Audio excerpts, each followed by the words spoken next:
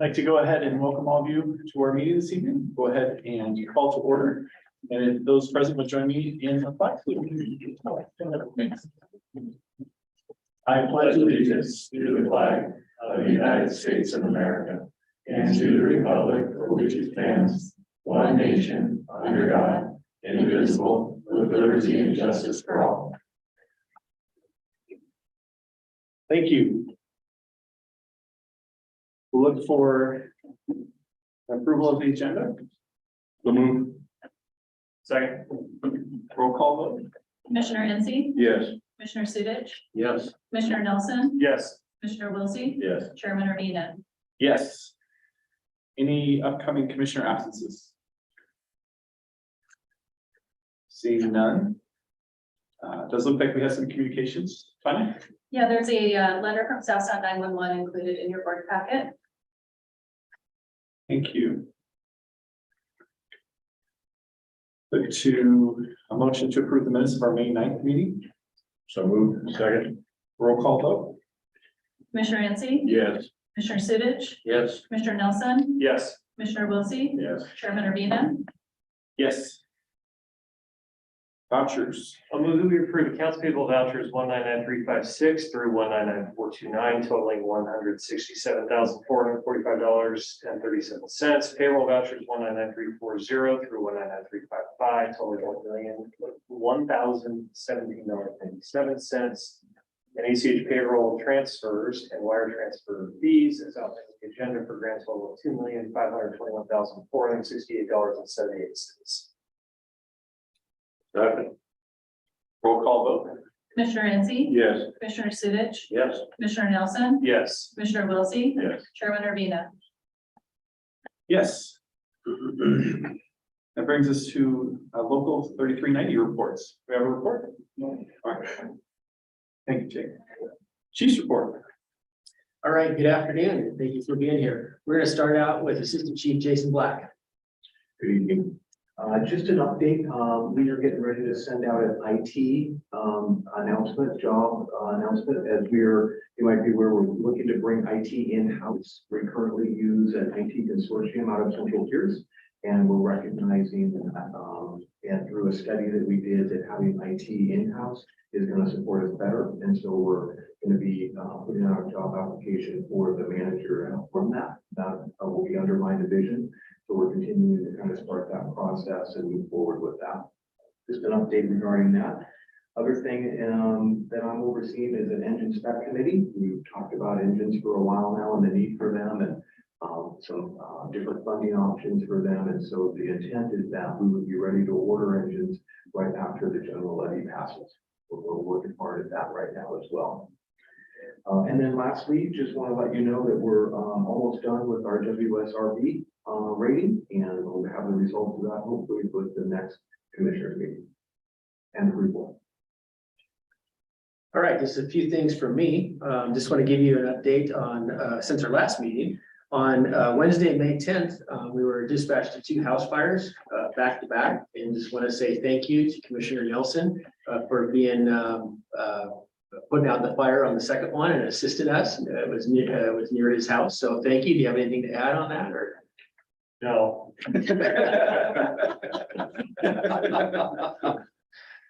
Thanks. Yeah, so thank you very much for that effort. We appreciate that help. The first house fire was over off of Point Fosdick, and there was no injuries to either the civilians or the firefighters. And the crews did an outstanding job. Tough construction house, well-built house, but we were able to provide good service and save some pets, and they were very grateful that we were there. Also want to talk about the mock crash that happened last Friday at Harbor High School. So just want to thank the prevention division, logistics and operations, and everybody else for supporting that. It was greatly appreciated and done very well. And we just always continue that cooperation. So thank you to the prevention division of heading that up to provide that education to our young people in our community. So. Chief Doan is currently at the Washington State Chiefs Conference in Wenatchee. And so he's been over there for 4 days. So he's currently over there. Like we talked a little bit about earlier, Chief Johnson and Jason are going to be at the Station Design and Build Conference in St. Louis. So that's this week to learn more about the upcoming stations concerning our bond and how we're going to be doing that type of business.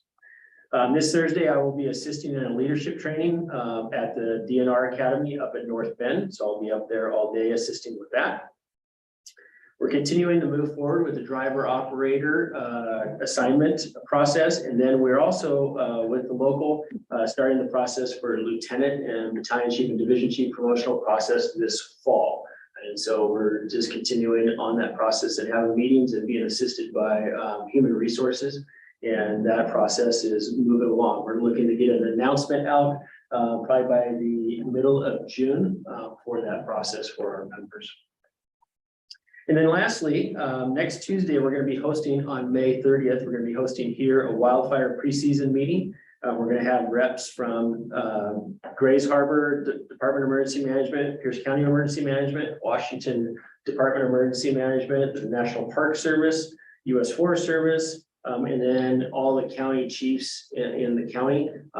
This is a preseason meeting just to work on cooperation. We are also going to have a review of a state mobilization that happened last fall down in Montesano, where they had a fire in a retirement nursing home where they had to evacuate 80 residents and they could not put them back into the nursing home. And so they had to develop a plan and transport those 80 residents throughout the region. And so they stood up state mobilization. So we're going to get a review of that next Tuesday as part of our preseason meeting. So a lot of people here, hopefully, just to develop that interoperability in our county. So we're hosting that. So unless there's any other questions, that is the end of my report. Did we send people down on that? Yes, we did. We sent a medic unit down and participated in that. Yes. Thank you, Chief. Any standing committee reports? Seeing none, we'll move to the finance report. Crystal. Hello. Okay, let me share my screen here. Can you hear me okay? Yes. Okay.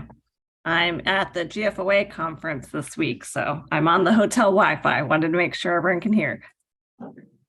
Okay, let me share.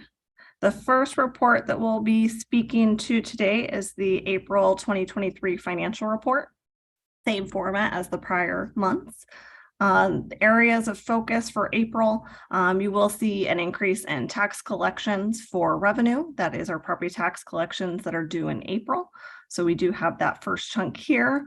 Not much to speak to on the other revenue side. On the operation side, everything looks pretty typical for April. Don't have much to say there. On the capital fund, from a percentage standpoint, it looks a little light. But as we know, as we speak to the capital schedule, it's anticipated. We definitely anticipated not having a large expenditure on the capital bonds here in the first probably 6 months of the year. And then if you look at our ending cash at the end, you'll notice it's a little bit higher for the month of April. This is expected. It's our property tax collections. Those will be the revenues that we'll use to pay for our expenditures coming through April to October, when our next large property tax revenues will come in. And then I will say I have one more report for you. That one is for the April one. Let me share my screen for the other one. That's prettier for you. Share.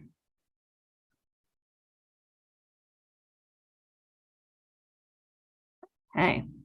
So this is to give a quick update on our 2022 year-end financial update. One of the reasons it comes in May instead of what you would typically see in December. From a financial standpoint, there are a series of reports and revenues and expenditures and processing that occurs in the first 3 months of the year. So we have all of those corresponding reports, plus the information we received from the county to give you a holistic view of the financial year for the last year. So a quick recap into our cash and investments for last year.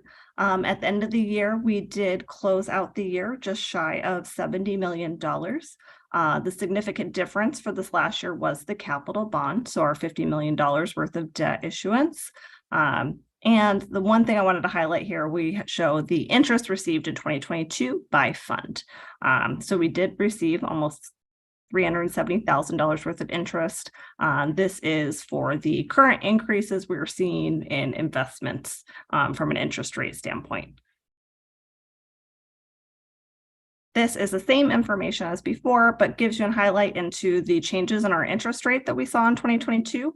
So just to highlight January, it was 0.09%. And then ending the year slightly over 4% in December. So that is the significant increases we're seeing on the interest rates. Going into our revenue collections for 2022, this is where we landed on our property tax collections. We ended up just shy of 99% of collections. This is split out both by what the current year levy is from a taxpayer standpoint, and delinquent is any revenues we received for prior tax years, so 2021 and prior. So this is pretty typical looking at our prior year history. So between those two, we came pretty close to our budget at 99.75%. Going into our EMS billing piece of this, I wanted to highlight this because we traditionally, the last couple of years, have budgeted under one line item, that $2.7 million. GEMT is a different type of revenue, so we've split it to match our accounting standards. So it looks a little funky on the budget to actuals, but just wanted to highlight GEMT, the federal reimbursement, we came in at 1.6 million. And then our ambulance transport, this is where Medicare, Medicaid, and our private pay and commercial insurance at 1.6. I put a visual here just to show how our collections have come in through the last year. The outlier you see here in June in the green for GEMT. This is an annual true-up we receive from the state. So with GEMT, there's an annual true-up, kind of like your tax return, where you any amount that hasn't been paid to you on your per transport basis is sent to you in an annual check. So that is anticipated and pretty typical for GEMT. Moving into our revenues by category, this shows the budget and revenue for 2022. Just reminding about that last slide with GEMT, intergovernmental and charges for service. So previously GEMT was budgeted in charges for service, but is actually intergovernmental. So the 350% increase is just more of a budgeting technical correction, but it was a little bit higher than we anticipated. Overall, we budgeted $31.8 million of revenue last year, and we brought in 32.6. So slightly over. I will say some of the factors that contributed to that is GEMT and some of our COVID reimbursements from the federal standpoint for prior years. Before I move on, does anyone have questions on this slide? No. This one is just for those that want the detail. I'm not going to walk through this, but does have the line item detail of all of our revenues and our budget and actuals for 2022.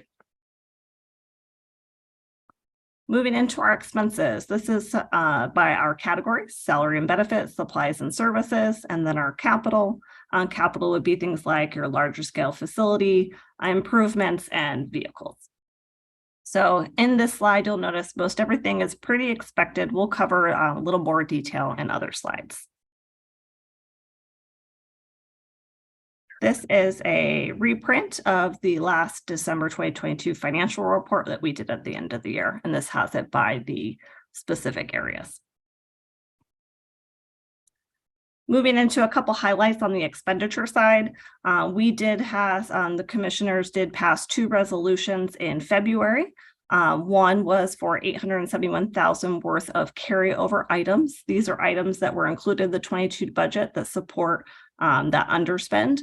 Those items are going to be spent here this year, are included in our 2023 budget. The last resolution here is 830. Those were for capital items that were budgeted last year, but won't arrive this year, will actually be in 2024. So this is where some of that underspend has already been reappropriated for future years. Expense highlights. So one of the things you might have noticed on the prior slide, salary and benefits were slightly above budget. So here are some of the contributing factors to that specific data point in 2022. We had a significant amount of staffing for vacancies, quite a bit of academies and the corresponding training for that. We did have some key positions that were scheduled for retirement last year, and we did have some overlapping training and transition planning to that. And then also an increase above budget that we had towards our wildland deployments. So those are all areas that on the expense side, personnel will show high. The last bullet point there on the wildland deployments, we did see those reimbursements for those direct expenditures. A couple other points to note: election costs, those are directly attributed to direct costs and the number of registered voters. So we did see some population growth, so that came in a little high last year. And then supplies and services, that was the one that you'll notice was actually at 60% spent. Those are the items that we identified as carryover that we included in the 2023 budget. And before I move on, does anyone have questions on any of those points? Cool. Okay, this is just a visualization of our budget versus actuals on the revenue and expenditure side.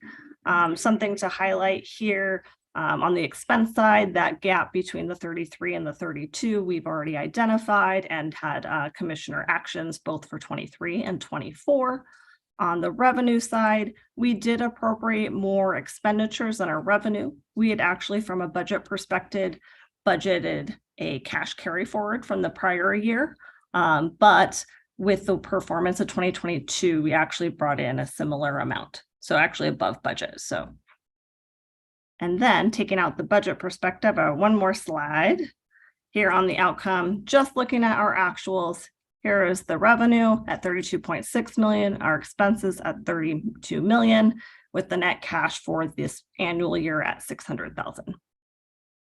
And that is the last slide for our year-end update. And I'll see if anyone has any questions. Not seeing any, Crystal. Thank you. Okay, great. Thank you.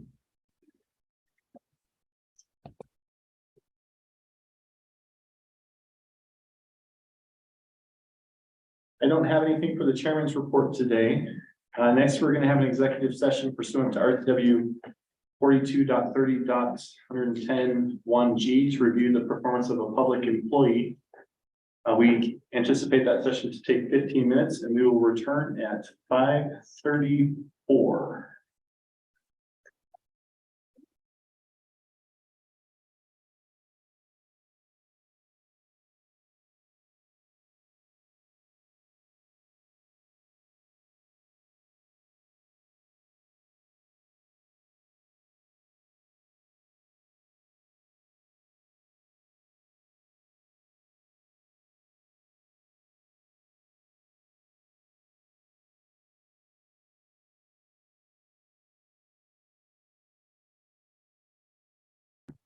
Tina, Oh, it's 30 seconds. we are going to call back. All right, we're back.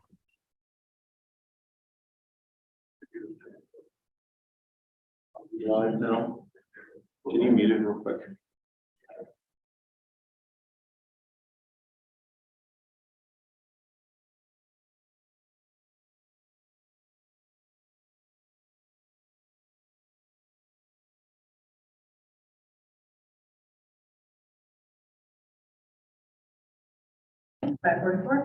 All All right, welcome back, everybody. Next item on the agenda is new business. 2023 contract for fire protection services. Chief Oldenburg. And good evening, fire commissioners. In your packet is the annual contract that we signed with Pierce County for fire protection services to their properties that they own. Very standard language, exactly the same compensation as year over year. And so I would recommend approval of that contract and would stand for questions.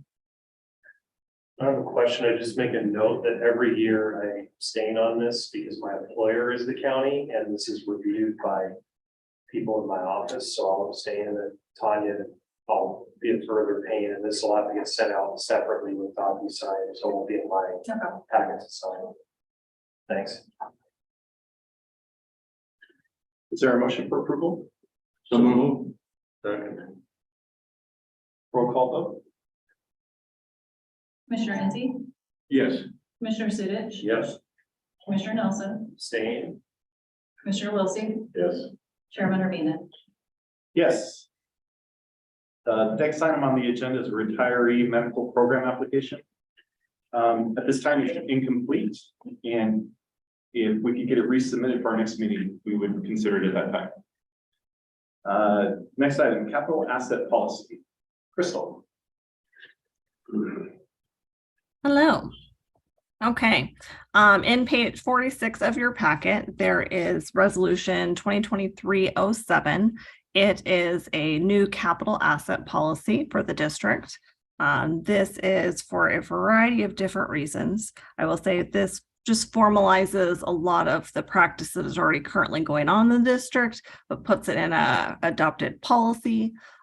This policy that you have in your packet also formalizes specific dollar thresholds for specific items in capital and to comply with a new accounting standard, GASB 87, about leases. So there's specific areas in that policy for those standards. And then the other thing I wanted to highlight, it outlines what's considered small and attractive. This is your areas of theft and potential risk management. So there are specific things that we are tracking and monitoring that are lower than the value threshold. And then this policy also identifies the surplus process. So those are just the highlights for that resolution, seeking approval and adoption of policy 6000.2, the capital asset policy. Any questions? Is there a motion? So I'll move that we approve resolution 2023-07. Second. Roll call vote? Commissioner Hensy, Yes. Commissioner Sudich, Yes. Commissioner Nelson, Yes. Commissioner Wiltie, Yes. Chairman Urbina. Yes. And Crystal, you're up next as well. 2022 annual report. Great. Starting on page 52 to 72 in the packet, these are the deliverables we will be submitting to the state auditor's office to comply with the May 30th deadline for submitting our annual reports. In here, there are a couple of highlights that I just want to go over. We have a couple new funds to report this year. We have the debt service fund and the capital fund. So there are 3 funds to report. Our liabilities on our Schedule 9 have increased. This was expected. This is both for our bond issuance for the capital bond that just passed, as well as complying with the new GASB 87 requirement. This is the leases piece of it. And then the other highlight I'd just like to make from this packet, we did exceed the federal grant threshold for federal reimbursements of $750,000 in the year for federal grants. So what that means for us is we will have another single point audit here in 2023. But I don't want to go line item detail in the packet. If you do have any specific areas of the packet or the notes to the financial statements, I'm happy to go through any of that. Questions? Thank you, Crystal. Okay, great. So we will go ahead and we'll submit this week to the state in compliance with the deadline. Thank you. Thank you. Next on the agenda is open public comment. State your name for the record and you'll have 3 minutes. Anyone hanging out? No comments here, it appears. Okay. Anyone? Any, okay. Any good of the order? Seeing none, any special interest, upcoming events? We have, excuse me, we have one special event that's coming up. We are going to be participating in the Gig Festival in our traditional role. Prevention is going to have a booth down there on Saturday, and then we're also going to be participating in the parade. So that's going to be an involvement. And I think also Chief Doan is going to be walking the parade with Chief Busey and also doing some judging of the floats. And so we're going to have our traditional role that we've always had. So FYI on that. Anything else? All right, if not, you have one? Yeah. Well, yeah, I just want to thanks to Perry and Chief Perry and Crystal for these forms. I mean, between the capital asset policy and the annual report, Joe and I got copies of it on the financial. And I went through these, I went through and I was looking there, and I just, by the time I got through looking through these, that's, my head and numbers just was, I am so glad we have people like you and do so that you go through this and do all this. I mean, even if there was something there that I wouldn't see it. I mean, it just, everything looks great, and I particularly like the capital asset policies that really outlined everything and it just put everything right into order there and all the different areas and stuff. So I really appreciate what you guys did on that. You're very welcome, Crystal, put a lot of hours into that. I can imagine. She's done a great job. Absolutely. Any other special interests? All right, you'll move to adjourn the meeting. Our next regular meeting will be held on June 13th at 5 p.m. Thank you.